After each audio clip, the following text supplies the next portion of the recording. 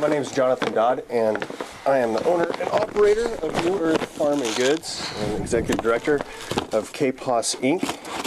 And we have been living on this piece of property. We're on 5¼ acres for a little over a year, and we're trying to start our second farm. Our first farm, we were tenant farmers in Florida, and it takes a lot to get going. I also work a full-time job, so it's difficult to do all the things that need to be done on the farm, but we're slowly making progress, and we continue to learn in our new environment, moving from Florida to Nebraska and learning the way different things work.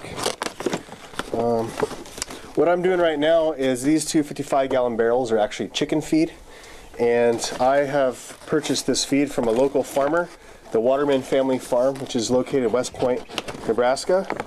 And the Waterman Family Farm is mixing feed for animals, local grains, all these. And the reason I'm buying it from a local farmer, one, it's great to buy things locally, less footprint, less fossil fuels, but also these are all non-GMO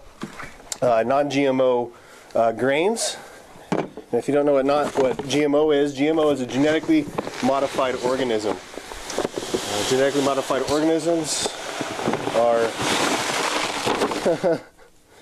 basically God move over. We can talk about GMOs another time, but for now, I just don't want to feed my animals GMO foods. I believe that they're unhealthy for us and are detrimental to the environment and our bodies. And so I don't want to be eating eggs and chickens and ducks and other meats from animals that are eating GMO foods, just in the same way I don't want to eat GMO foods. So what we're doing here is I just have two 55-gallon barrel with Loctite lids, and I am adding them to this barrel. But also what I'm doing is I'm adding another ingredient to this feed.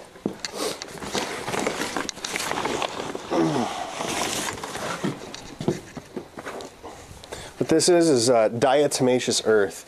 Diatomaceous earth is basically amorphous silica. It is fossil remains of algae that lives in the water that breaks down and begins to live on the bottom of the ocean. This is where we get the sediment layer. We have this in oceans and saltwater. We also have it in freshwater. The best diatomaceous earth is freshwater diatomaceous earth, and that's what this is. This is, I don't know, 95% amorphous silica, something like that.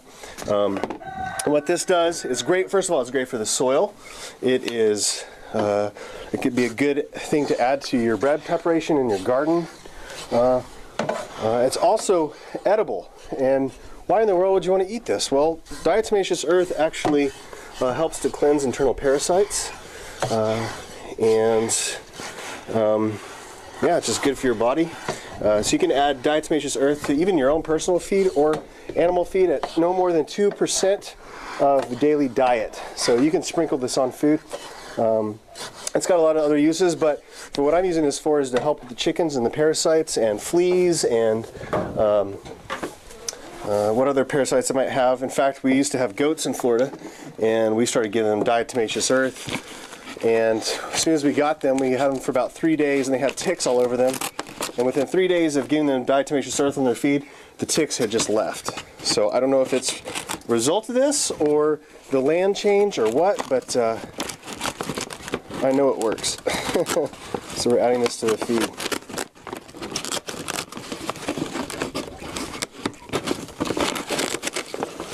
Actually, while you're here, I'll go ahead and talk about other things that you can do with diatomaceous earth.